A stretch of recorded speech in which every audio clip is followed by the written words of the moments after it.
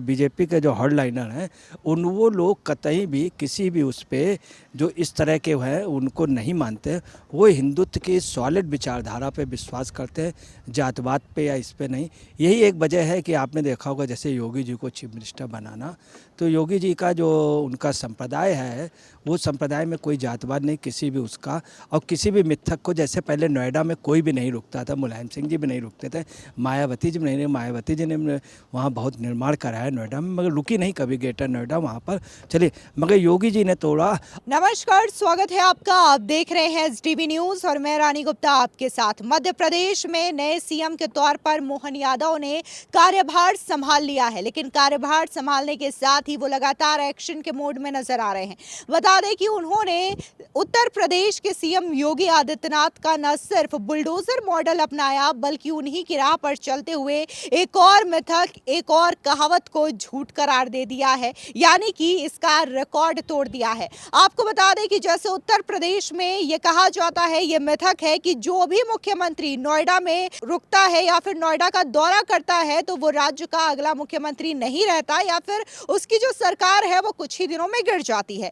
लेकिन यही मिथक जो है वो उज्जैन को लेकर के भी है और कहा जाता है कि उज्जैन में एक साथ दो राजा नहीं निवास कर सकते। बता दें कि उज्जैन महाकाल की नगरी है और महाकाल को उज्जैन का राजा माना जाता है, और यही वजह है कि मोहन यादव जब से सीएम बने थे तब से इस बात को लेकर के चर्चा तेज थी। लेकिन मोहन यादव ने यह मिथक भी तोड़ दिया, क्योंकि शनिवार रात उन्होंने अपने ही घर यानी कि गीता कॉलोनी के पास निवास किया है। फिलहाल इस पूरे मामले को लेकर के चर्चा करने के लिए हमारे साथ इस वक्त मौजूद है वरिष्ठ पत्रकार अजय जी। सर, स्वागत है आपका। जिस तरीके से बुलडोजर मॉडल की बात कहें या फिर अभी जो मिथक का रिकॉर्ड है उन्होंने भी तोड़ दिया है उज्जैन में निवास करके, क्या कहेंगे इसके बारे में? क्योंकि आप पिछले अगर चीजों की बात करें तो लगातार ये कहावत चलती आ रही थी कि जो भी व्यक्ति है प्रशासनिक लेवल का, फिर चाहे वो राष्ट्रपति हो, प्रधानमंत्री हो या फिर किसी भी राज्य का मुख्यमंत्री हो, उज्जैन में रात्रि निवास नहीं कर सकता। क्या कहेंगे इस पे?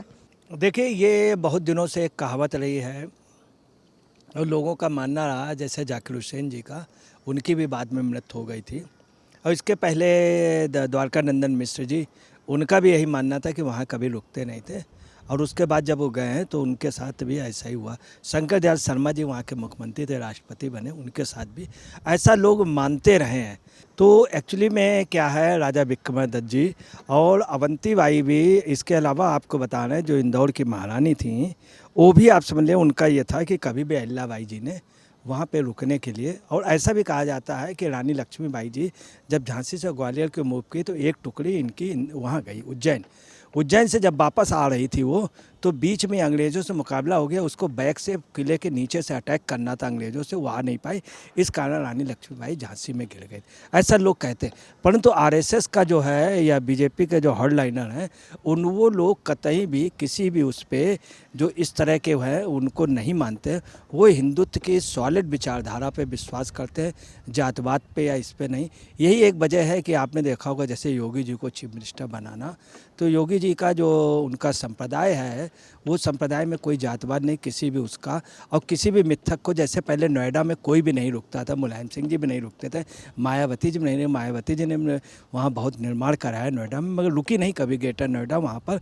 चलिए, मगर योगी जी ने तोड़ा, और इन्होंने तो उसी दिन तोड़ करके दिखला दिया, क्योंकि इस तरह के जो दकियानूसी के हैं ये ना आरएसएस मानता है ना ही भाजपा के उसमें। ये आपने यहाँ पे भाजपा का जिक्र किया तो आपको बता दूं कि 18 साल तक शिवराज सिंह चौहान भी मध्य प्रदेश के सीएम रहे, लेकिन उन्होंने कभी भी इन 18 सालों में उज्जैन तो वो गए, दिन भर वहां पर वो रुके सिंहस्थ कुंभ मेले के दौरान, लेकिन वो रात में वहां पर नहीं रुके, वो इंदौर चले जाते थे। लेकिन मोहन यादव जो है वो ऐसे पहले नेता रहे जो कि वहां पर रुके और इस मिथक को पूरी तरीके से तोड़ दिया। इस पे क्या कहेंगे? बहुत अच्छी बात कही, सुनिए अब आपको था, उस भाजपा इस भाजपा में बहुत अंतर है। उस भाजपा के लोग अपने छोटे से पैर नहीं छूते थे। मोदी जैसा व्यक्ति सफाई कर्मचारियों को, महिलाओं को बुला करके पैर धो करके, सफाई कर्मचारी जिसको लोग छूना नहीं पसंद करते थे, उनके पैर धो करके पैर छुए थे। तब की भाजपा अब की भाजपा में अंतर हो गया है।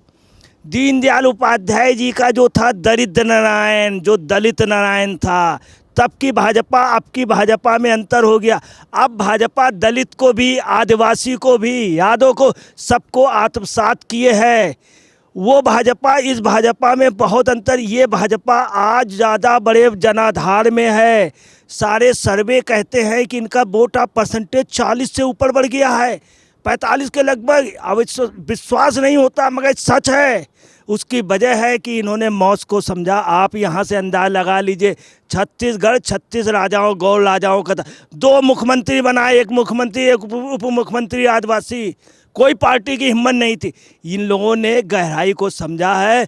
ये देश को आगे, समाज को आगे, और ये मजबूत वो करना चाहते। ये जो अभी तक दकियानूसी रही, जिस वजह से भारत पिछड़ जाता था, उसको अब भाजपा तोड़ रही। मोदी ने तोड़ा, योगी ने तोड़ा और इन्होंने तोड़ा। चूँकि भाजपा अब सॉलिड देना चाहती है कि जातवाद से ऊपर उठ करके लोगों को रोजी रोटी, इसके लिए सोच रही है। अनाज उसने सबको दिया, इतने करोड़ लोगों को, पूरे दुनिया को अनाज दिया, दवाइयाँ दिया। अब वो सोच रहे हैं कि हम छोटा सा रोजगार स्वावलंबन करा दें। और इन सब चीज़ों में भाजपा अब नहीं फंस रही है किसी मामले में छोटे मोटे। इसलिए भाजपा का बदलाव है।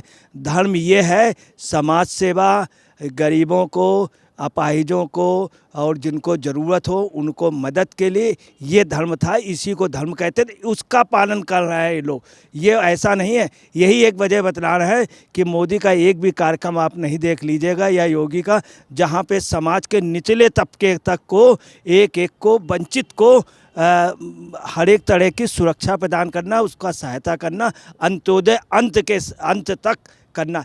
इसलिए जानबूझ करके वहाँ पे रुके हैं ताकि ये लोगों की धारणा मिट जाए। मगर ऐसी बात नहीं, बहुत से राजा यहाँ रुके भी हैं। यहाँ रुके भी, मैं आपको क्लियर कर दूँ, अटल बिहारी वाजपेयी भी एक उसमें रुके हैं। उसके बाद वो प्रधानमंत्री बने हैं। इसके पहले और भी कई प्रधानमंत्री वहाँ पे रुके हैं, और मगर ऐसा कुछ नहीं हुआ। मगर उनका विल पावर बहुत स्ट्रांग था। लाल बहादुर शास्त्री भी वहाँ पर रुके हैं। उसके बाद लाल बहादुर शास्त्री रुके, उसके बाद यहाँ पर आए, दिल्ली में आराम से रहे। बाद में अटैक हुआ, पाकिस्तान का अटैक, तो तमाम लोग रुके भी हैं। इस मिथक को तोड़ा, जिससे भारत के इस मिथक की वजह से भारतीयों का, हमका बहुत नुकसान हो रहा था। एक अच्छी बात हुई, अच्छी शुरुआत की। अच्छा, यहाँ पे देखने को मिला था कि अगर हम किसी राजा की बात करें या फिर मुख्यमंत्री, प्रधानमंत्री की बात करें, आपको याद होगा कि जब भारत जोड़ो यात्रा मध्य प्रदेश से निकाली गई थी तो यहाँ पर भी दिग्विजय सिंह और राहुल गांधी जो हैं वो उज्जैन में विश्राम नहीं करते। वो उज्जैन के बॉर्डर पर रुकते हैं, वहाँ पर एक गाँव है, वहाँ पर रुकते हैं। आखिर राहुल गांधी उज्जैन में क्यों नहीं निवास किए? इसके पीछे का रीज़न क्या है? क्योंकि वो तो ना तो प्रधानमंत्री हैं, ना किसी स्टेट के मुख्यमंत्री हैं। देखिए, आपको बता रहे हैं, जो बहुत महान लोग होते हैं वो मरने से नहीं डरते। जैसे नेताजी सुभाष चंद्र बोस कहते थे, उन्होंने कहा अपना, उनका भाषा जो सबसे ज़्यादा, जिनको नेताजी कहा गया, दुनिया की तवारीख में लिखा जाएगा, हम रहे या न रहें। ये नेताजी कहते हैं, मतलब हम, वो मान के चलते थे हम नहीं रहेंगे और देश में लाल किले में तिरंगा फहराएगा। ये नेताजी कहते थे, हम नहीं रहेंगे। ये नेता जो आजकल के हैं, ये बहुत डरते, बड़ा बच के चलते हैं, सिक्योरिटी ले करके इधर उधर देखे रहते हैं, अपने आदमी लगाए, कहे ऐसा ना कोई कुछ कहे, कहीं मुर्दाबाद लग रहा तो किनारे से निकल लो। ये नेता बहुत डरते हैं। मान लो हम कुछ मंत्री बन जाए तो इसके पहले कहीं कुछ ना हो जाए, ये सब डरते, बड़ा फूंक फूंक के कदम रखते हैं, बहुत फूंक फूंक के। ये इतने बड़े डरपोक हैं कि पूछिए नहीं।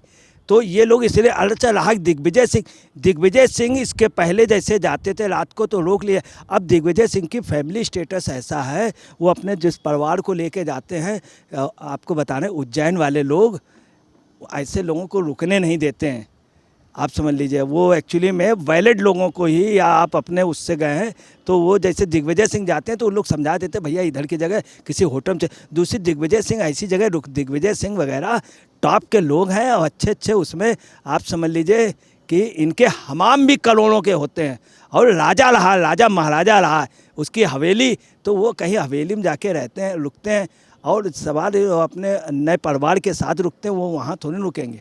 फिलहाल इस पूरे मामले को लेकर के अजय पत्रकार जी ने अपनी राय रखी, लेकिन अगर बात हम मध्य प्रदेश के सीएम मोहन यादव की करें तो उनका साफ तौर से कहना है कि मैं तो बस एक पुत्र हूं और मैं हमेशा से ही, बचपन से ही महाकाल की सेवा करता आया हूं। महाकाल तो पूरे ब्रह्मांड के राजा हैं, यहां पर उनके अलावा कोई राजा है ही नहीं। फिलहाल अगर बात हम उत्तर प्रदेश के सीएम योगी आदित्यनाथ की करें या फिर मध्य प्रदेश के सीएम मोहन यादव की करें तो जाहिर तौर पर एक नई परिभाषा गढ़ते हुए ये दोनों ही नेता नजर आ रहे हैं, जो कि आने वाले पीढ़ियों के लिए एक नया और दमदार उदाहरण भी पेश हो रहे हैं। फिलहाल इस पूरे मामले को लेकर के आपकी क्या राय है, हमारे कमेंट सेक्शन में जरूर बताएं। धन्यवाद।